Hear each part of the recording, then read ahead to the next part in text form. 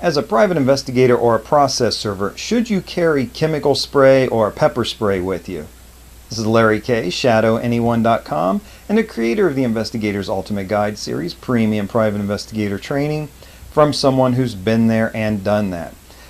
I personally rarely carry a pepper spray, a chemical spray, anything like that with me. Certainly not as a private investigator. I don't think I've ever carried it with me as a private investigator, even to do interviews in rough areas, anything like that.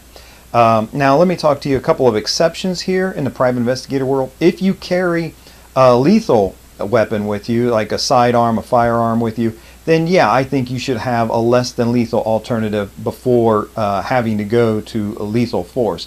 To have to make that leap from nothing or warning or verbal or physical, hands-on only, the leap right to deadly force, it's too much in my view. You should have a less than lethal option with you.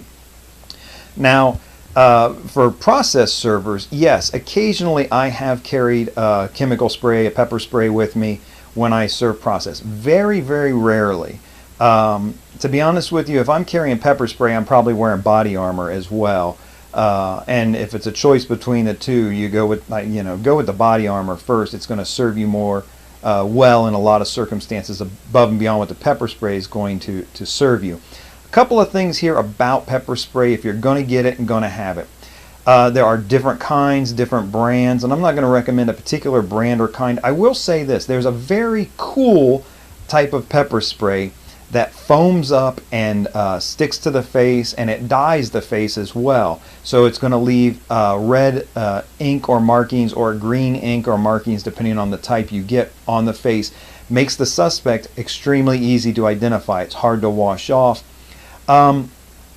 I never have gotten the types that dye the suspect. Now here's the reason why. I don't have mine in case I'm attacked in a parking lot, in case I'm mugged, that type of thing.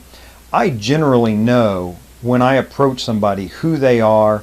If I'm serving process, for example, I certainly know who I'm serving process on. If I'm going up to a house, even if my subject doesn't answer the door and I get a hassle from somebody else, I have an address, a physical description. This person is not going to elude us after the fact if something happens. I don't need to mark them. However, think about it this way.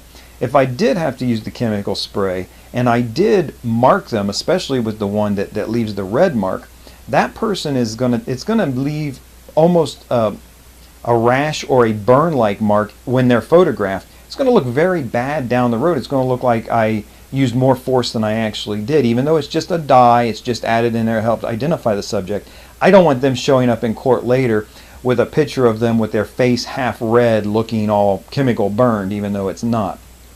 So I would stay away from the dyes if you're using if you're using a chemical spray or pepper spray in the kind of context I'm talking about here as a process server.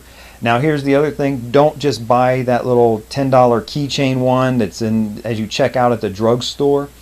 Buy a good reputable one from a reputable police supply company and get two of them. One of them you're going to take outside someplace safe and use. Actually train with it. I mean, look how that trigger works, how the lock works. I want you to discharge it, and you might as well discharge over and over, discharge the whole thing. Once you discharge it a little bit, it loses pressure over time, and it's not going to be good next week when you go to use it anyway. So the training one, you buy two, use one. Does it come out in a stream? Does it come out in a cone? Does it come out as a spray, a mist? How far does it reach? This is all really important stuff for you to know, including how that trigger and locking mechanism works. When and if you need to use it in the real world, you don't want to be discovering that it doesn't shoot as far as you thought, or that it's a stream when you thought it would be a cone. So don't be cheap, get two, and actually train with one of them. This is Larry Kaye, ShadowAnyone.com. Remember, do the right thing, even if it's the hard thing.